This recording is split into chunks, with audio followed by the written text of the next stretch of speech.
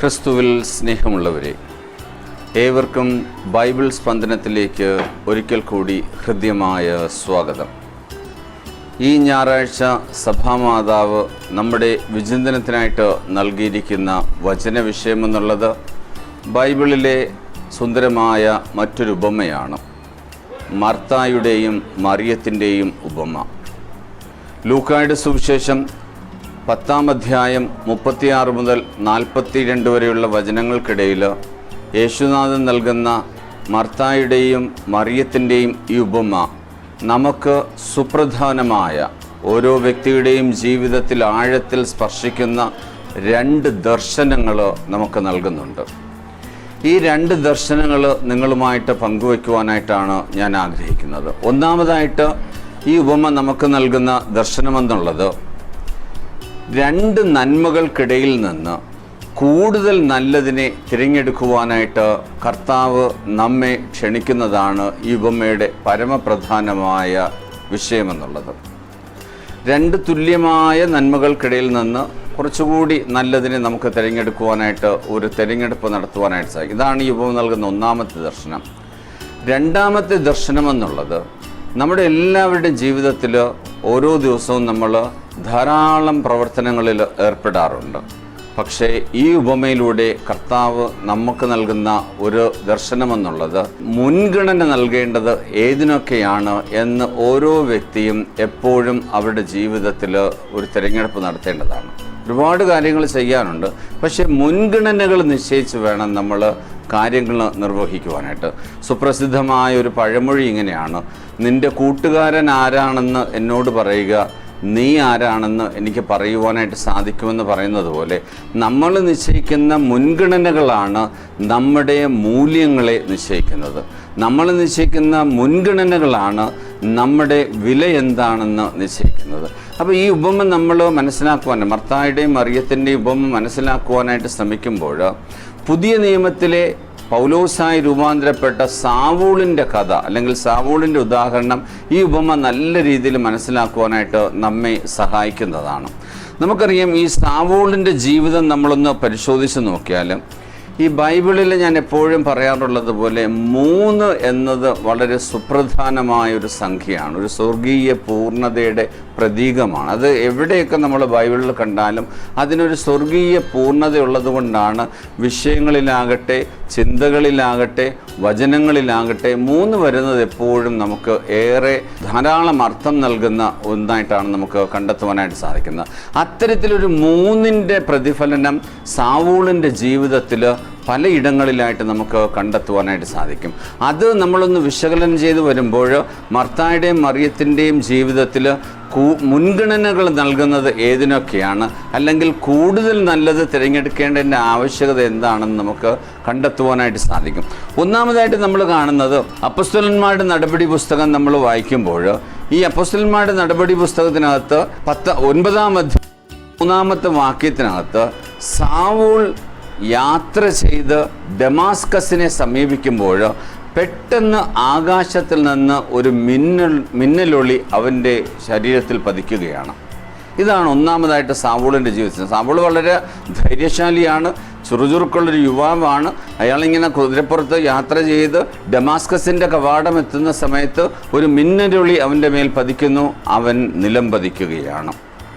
രണ്ടാമതായിട്ട് നമ്മൾ അവിടെ കാണുന്നത് അപ്പോസ്തലന്മാരുടെ നടപടി പുസ്തകം 9-ാം അധ്യായം 8-ാമത്തെ വാക്യം നമ്മൾ വായിക്കുമ്പോൾ ഇങ്ങനെ നിലത്ത് വീഴുന്ന ഈ സാവൂളിൻ്റെ കണ്ണുകൾ തുറന്നിരുന്നു, എങ്കിലും അവനൊന്നും കാണാൻ കഴിഞ്ഞില്ല.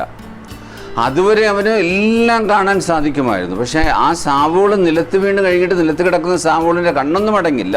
പക്ഷെ കണ്ണ് തുറന്നിരുന്നിട്ടും സാവൂളിന് ഒന്നും കാണാൻ സാധിച്ചില്ല. അതാണ് സാവൂളിൻ്റെ ജീവിതത്തിൽ സംഭവിക്കുന്ന 2-ാമത്തെ കാര്യം എന്നുള്ളത്. 3-ാമത്തെ കാര്യം എന്നുള്ളത് അപ്പോസ്തലന്മാരുടെ നടപടി പുസ്തകം 9-ാം അധ്യായം 9-ാമത്തെ വാക്യം നമ്മൾ വായിക്കുമ്പോൾ 3 ദിവസത്തേക്ക് സാവൂളിന് കാഴ്ചയുണ്ടായിരുന്നില്ല. പ്രിയമുള്ളവരെ, സാവൂളിൻ്റെ ജീവിതത്തിൽ കാഴ്ചയുണ്ടാകാതിരുന്ന ഈ 3 ദിനങ്ങളാണ് സാവൂളിൻ്റെ ജീവിതത്തെ സമഗ്രമായി മാറ്റിമറിച്ചതും സാവൂളിൻ്റെ ജീവിതത്തിന് പുതിയൊരു ദർശനം നൽകിയതും കൂടുതൽ നല്ലതിനെ തിരഞ്ഞെടുക്കുവാനായിട്ട് സാവൂളിനെ പ്രേരിപ്പിച്ചതും അതുപോലെ തന്നെ എന്തിനാണ് മുൻഗണന നൽകേണ്ടതെന്ന ദർശനം സാവൂളിൽ ഇഴുകിച്ചേർന്നതും സുപ്രധാനമായ കണ്ണ് കാണാൻ കഴിയാതിരുന്ന ഈ 3 ദിനങ്ങളാണ്. നമ്മുടെ എല്ലാവരുടെ ജീവിതത്തിനകത്തും ഇത്തരം 3 ദിനങ്ങൾ ഉണ്ടായിരിക്കണം. കാരണം കൂടുതൽ നല്ലതിനെ തിരഞ്ഞെടുക്കുവാനായിട്ട്, നമ്മെ തന്നെ കണ്ടെത്തുവാനായിട്ട്, നമ്മുടെ സഹോദരനെ കണ്ടെത്തുവാനായിട്ട്, എന്തിനേറെ കർത്താവിനെ കണ്ടെത്തുവാനായിട്ടുള്ള ആഴമായ ധ്യാനത്തിലേക്ക് പ്രവേശിക്കുവാനായിട്ട്, ആഴമായ ദർശനത്തിലേക്ക് പ്രവേശിക്കുവാനായിട്ട്, നമ്മുടെ മുൻഗണനകളുടെ ഏറ്റക്കുറച്ചിലുകൾ മാറ്റിമറിക്കുവാനായിട്ടൊക്കെ നമ്മെ സഹായിക്കുന്നതാണ് നിശബ്ദമായ, അന്ധകാരപൂരിതമായ, ഒന്നും കാണാൻ കഴിയാതിരുന്ന ഈ 3 ദിനങ്ങളെന്നുള്ളത്. ഈ 3 ദിനങ്ങളിൽ സാവൂളിന് എന്താണ് സംഭവിക്കുന്നതെന്ന് നമുക്കൊന്ന് പരിശോധിച്ച് നോക്കാം. അപ്പോസ്തലന്മാരുടെ നടപടി പുസ്തകം 9-ാം അധ്യായം 9-ാമത്തെ വാക്യം നമ്മൾ വായിക്കുമ്പോൾ അവിടെ നമ്മൾ വായിക്കുന്ന ഇപ്രകാരമാണ്: ഈ 3 ദിനങ്ങളിൽ സാവൂൾ ഒന്നും ഭക്ഷിക്കുകയോ പാനം ചെയ്യുകയോ ചെയ്തിരുന്നില്ല എന്നുള്ളതാണ്. സമ്പൂർണമായ ഒരു റിലാക്സിങ് മോഡിലായിരുന്നു, വിശ്രമ രീതിയിലായിരുന്നു സാവൂള് ജീവിച്ചിരുന്നത്. അവനൊന്നും ഭക്ഷിക്കുകയോ ഒന്നും പാനം ചെയ്യുകയോ ചെയ്തിരുന്നില്ല. രണ്ടാമതായിട്ട് നമ്മൾ കാണുന്നത് സമ്പൂർണമായ പ്രാർത്ഥനയിലും ഉപവാസത്തിലുമായി. മൂന്നാമതായിട്ട് സാവൂളിൽ സംഭവിക്കുന്നത് അവൻ സമ്പൂർണമായ മൗനത്തിലും ധ്യാനത്തിലുമായിരുന്നു. പ്രിയമുള്ളവരെ, നമുക്ക് നമ്മളെ കണ്ടെത്തുവാനായിട്ട്, നമ്മുടെ സഹോദരരെ കണ്ടെത്തുവാനായിട്ട്, നമ്മൾ അകറ്റി നിർത്തിയിരിക്കുന്നവരെയും അടുപ്പിച്ച് നിർത്തിയിരിക്കുന്നവരെയും കണ്ടെത്തുവാനായിട്ട്, നമ്മുടെ കർത്താവിനെ കണ്ടെത്തുവാനായിട്ട് ഈ 3 കാര്യങ്ങൾ സാവൂളിൻ്റെ ജീവിതത്തെ മാറ്റിമറിച്ചതുപോലെ, സാവൂളിൻ്റെ ജീവിതത്തിൽ സംഭവിച്ചതുപോലെ നമ്മുടെയൊക്കെ ജീവിതത്തിലും സംഭവിക്കുവാനായിട്ട് ഈ നിശബ്ദതയുടെ, ഈ മൗനധ്യാനത്തിൻ്റെ, ഈ പ്രാർത്ഥനയുടെ, ഈ ഉപവാസത്തിൻ്റെ 3 ദിനങ്ങൾ ഉണ്ടായിരിക്കണം. അതെത്ര നേരത്തെ സംഭവിക്കുന്നുവോ, എത്ര പ്രാവശ്യം സംഭവിക്കുന്നുവോ അതിനനുസരിച്ച് ഓരോ പ്രാവശ്യം നമ്മൾ പുതുമയുള്ള വ്യക്തികളായി മാറും, കൂടുതൽ സ്നേഹമുള്ള വ്യക്തികളായി മാറും, കൂടുതൽ നല്ലതിന് മുൻഗണന നൽകുന്ന വ്യക്തികളായിട്ട് മാറുന്നതായിട്ട് നമുക്ക് കണ്ടെത്തുവാനായിട്ട് സാധിക്കും. അങ്ങനെ ഈ സാവൂളിൻ്റെ ജീവിതം നമ്മൾ വീണ്ടും പരിശോധിക്കുമ്പോൾ ഈ 3 ദിവസം സാവൂൾ പ്രാർത്ഥനയിലായിരുന്നു, ധ്യാനത്തിലായിരുന്നു, മൗനത്തിൽ. എന്തായിരുന്നു സാവൂളിൻ്റെ ധ്യാന വിഷയം എന്നുള്ളത്? 3 സുപ്രധാനമായ ദൈവവചനങ്ങളായിരുന്നു. ഒന്നും ഭക്ഷിക്കാതെയും ഒന്നും പാനം ചെയ്യാതെയും ഒന്നും ഉരുവിടാതെയും നിശബ്ദതയിലും മൗനമായ ധ്യാനത്തിലും കഴിഞ്ഞിരുന്ന സാവൂളിൻ്റെ ധ്യാന വിഷയം എന്നുള്ളത് 3 ദൈവവചനങ്ങളായിരുന്നു. അപ്പോസ്തലന്മാരുടെ നടപടി പുസ്തകം 9-ാം അധ്യായം 4-ാമത്തെ വാക്യത്തിനകത്ത് ഇവൻ ഈ ഡമാസ്കസിനെ സമീപിക്കുന്ന സമയത്ത് ആ മിന്നലൊളിയേറ്റ് താഴെ വീണ് കിടക്കുന്ന സാവൂള് താഴെ കിടക്കുമ്പോൾ കേൾക്കുന്ന ഒരു വചനമാണ്: സാവൂൾ, സാവൂൾ, എന്തിന് നീ എന്നെ പീഡിപ്പിക്കുന്നുവെന്ന്. ഇതായിരുന്നു സാവൂളിൻ്റെ ആ നിശബ്ദതയുടെ ദിവസങ്ങളിലെ 1-ാമത്തെ ധ്യാന വിഷയം എന്നുള്ളത്. രണ്ടാമതായിട്ട് സാവൂൾ ചിന്തിച്ചിരുന്നത് ഈ ചോദ്യത്തിന് അപ്പോസ്തലന്മാരുടെ നടപടി പുസ്തകം 9-ാം അധ്യായം 5-ാമത്തെ വാക്യത്തിനകത്ത് സാവൂൾ തിരിച്ചു ചോദിക്കുന്ന മറ്റൊരു ചോദ്യമുണ്ട്: കർത്താവേ, അങ്ങാരാണ്? കാരണം സാവൂൾ ഈ യേശുവിനെ പറ്റി ചിലപ്പോൾ കേട്ടിട്ടുണ്ടായിരിക്കാം, പക്ഷെ സാവൂളിന് യേശു ആരാണെന്ന് അറിയത്തില്ല. ആരെന്നറിയാത്ത ഒരാളെ താൻ എങ്ങനെയാണ് താൻ പീഡിപ്പിക്കാൻ പോകുന്നത്? ക്രിസ്തു രക്ഷകനാണെന്ന് പ്രഘോഷിക്കുന്നവരെ, ക്രിസ്ത്യാനികളായിരിക്കുന്നവരെ പീഡിപ്പിക്കുവാൻ പോകുന്ന സാവൂളിനോട് താൻ കണ്ടിട്ടില്ലാത്ത ഒരാൾ ഒരു അശരീരിയിൽ ചോദിക്കുകയാണ്: നീ എന്തിനാണ് എന്നെ പീഡിപ്പിക്കുന്നത്? അപ്പോൾ സ്വാഭാവികമായിട്ടും സാവൂൾ തിരിച്ചു ചോദിക്കുന്ന ചോദ്യമാണ്: കർത്താവേ, അങ്ങാരാണ്? ഇതാണ് സാവൂളിൻ്റെ ആ ദിനങ്ങളിൽ ധ്യാന വിഷയങ്ങളിലെ 2-ാമത്തെ വചനം എന്നുള്ളത്. 3-ാമത്തെ വചനം എന്നുള്ളത് അപ്പോസ്തലന്മാരുടെ നടപടി പുസ്തകം 9-ാം അധ്യായം 6-ാമത്തെ വാക്യത്തിനകത്ത് ഈ ചോദ്യങ്ങൾക്ക് മറുപടിയായിട്ട് യേശുനാഥൻ അല്ലെങ്കിൽ യേശു ക്രിസ്തു നൽകുന്ന വചനമാണ്: എഴുന്നേറ്റ് നഗരത്തിലേക്ക് ചെല്ലുക. കുറച്ചകലെയായിട്ട് പ്രാർത്ഥനയിൽ മുഴുകിയിരിക്കുന്ന അനനിയാസിന് ചില ദർശനങ്ങൾ ലഭിക്കുന്നുണ്ട്. അനനിയാസിനോട് കർത്താവ് പറയുന്നതാണ്, അനന്യാസിൻ്റെ അടുത്ത് 3 കാര്യങ്ങൾ അനന്യാസിന് അവിടെ സംഭവിക്കുന്നതായിട്ട് നമ്മൾ കാണുന്നുണ്ട്. ഒന്നാമതായിട്ട് നമ്മൾ കാണുന്നത് കർത്താവ് അനന്യാസിനെ വിളിക്കുകയാണ്.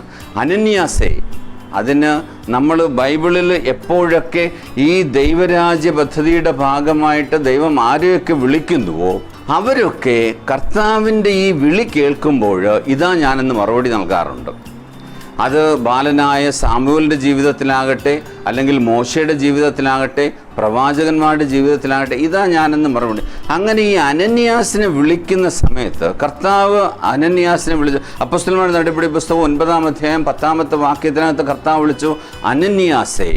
അതിന് അനന്യാസ് ഈ നൽകുന്ന മറുപടി ഇതാണ്, അവൻ വിളി കേട്ടു, കർത്താവേ ഇതാ ഞാൻ. മൂന്നാമതായിട്ട് അനന്യാസിന്റെ ജീവിതത്തിൽ സംഭവിക്കുന്ന അപ്പോസ്തലന്മാരുടെ നടപടി പുസ്തകം 9-ാം അധ്യായം 11-ാമത്തെ വാക്യത്തിനകത്ത് കർത്താവ് അവനോട് പറയുന്നു, നീ എഴുന്നേറ്റ് സാവൂളിനെ അന്വേഷിക്കുക എന്ന്. അനന്യാസ് അക്ഷരാർത്ഥത്തിൽ ഞെട്ടിപ്പോയി.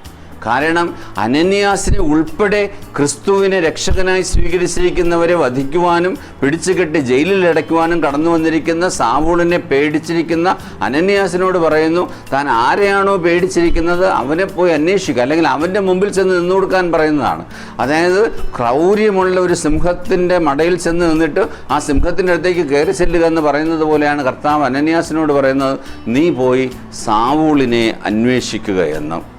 സംശയത്തോടെ ഇങ്ങനെ ശങ്കിച്ച് നിൽക്കുന്ന അനന്യാസിനെ വിശ്വസിപ്പിക്കുവാനായിട്ട് കർത്താവ് 3 കാര്യങ്ങൾ ചെയ്യുന്നതായിട്ട് ബൈബിള് സാക്ഷ്യപ്പെടുത്തുന്നുണ്ട്.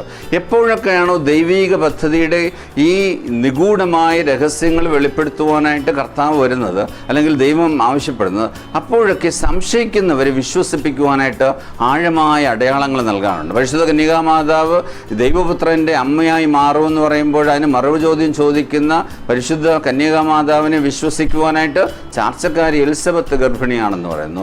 എലിസബത്ത് ഗർഭം ധരിച്ചൊരു പുത്രനെ പ്രസവിക്കുമെന്ന് സക്രിയായോട് പറഞ്ഞപ്പോൾ ഇതെങ്ങനെ സംഭവിക്കുമെന്ന് ചോദിക്കുന്ന സക്രിയായ്ക്ക് നൽകുന്ന അടയാളം എന്നുള്ളത് അദ്ദേഹം ഊമനായി തീരുകയാണ്.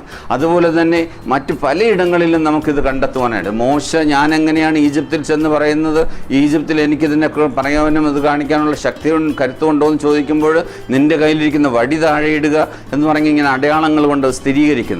അപ്പോൾ എവിടെയൊക്കെയാണോ കർത്താവ് വിളിക്കുന്നവർ ഇതെങ്ങനെ സംഭവിക്കുമെന്നൊക്കെ നമ്മൾ ആശങ്കപ്പെട്ടിരിക്കുമ്പോൾ, ഇങ്ങനെ ആശങ്കപ്പെട്ടിരിക്കുന്ന അനന്യാസിനെ വിശ്വസിപ്പിക്കുവാനായിട്ട്, ധൈര്യപ്പെടുത്തുവാനായിട്ട്, ഉറപ്പിക്കുവാനായിട്ട് കർത്താവ് 3 കാര്യങ്ങൾ ചെയ്യുന്നതായിട്ട് നമുക്ക് കണ്ടെത്തുവാനായിട്ട് സാധിക്കും.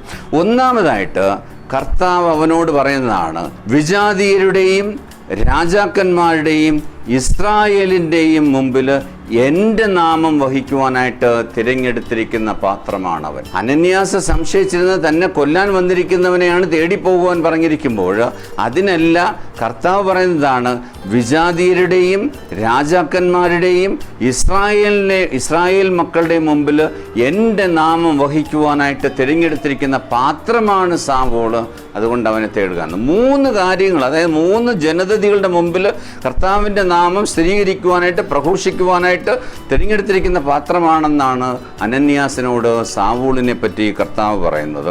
ഈ സമയത്ത് അങ്ങനെ ഇതിൽ വിശ്വസിക്കുന്ന അനന്യാസ് എഴുന്നേറ്റ് കർത്താവ് പറയുന്നത് പോലെ തന്നെ സാവൂളിന് കാഴ്ച കൊടുക്കുവാനായിട്ട് പ്രാർത്ഥിക്കുന്നു.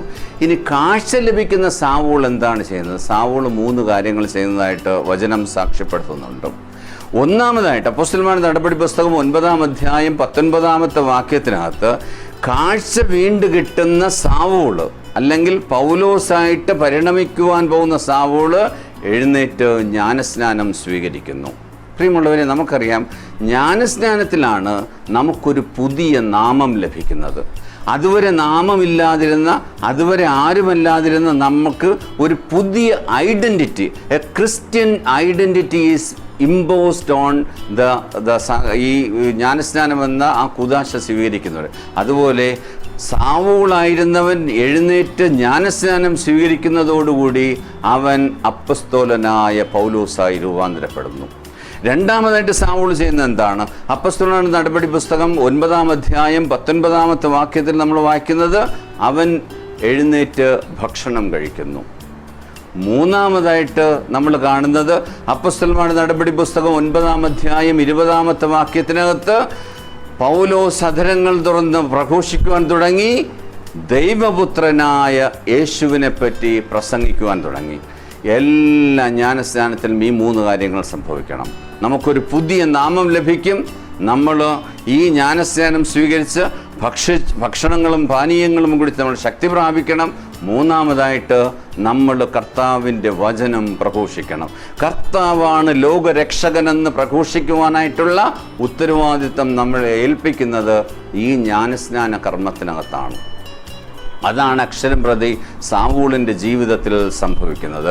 മർത്തയുടെയും മറിയത്തിൻ്റെയും കാര്യത്തിൽ കാണുന്ന ആ രണ്ട് ദർശനങ്ങൾ സുപ്രധാനമായും സാവൂളിൽ പ്രതിഫലിക്കുന്നത് നമ്മൾ ആ ചുരുളിൽ നിന്ന് വരുന്നത് ഇങ്ങനെയാണ്.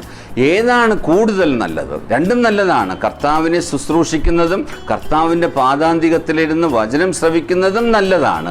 പക്ഷേ അതിൽ കുറച്ചുകൂടി നല്ലത് ഏതാണെന്ന് ചോദിച്ചാൽ കർത്താവിൻ്റെ പാദാന്തികത്തിലിരുന്ന് ആ അതിന് വരുന്ന വചനങ്ങൾ ശ്രവിക്കുകയും ആ വചനം നമ്മിൽ സ്വാംശീകരിക്കുകയും ചെയ്യുന്നതാണ് കുറച്ചുകൂടി നല്ലത് എന്ന് കർത്താവ് തന്നെ സാക്ഷ്യപ്പെടുത്തുന്നുണ്ട്.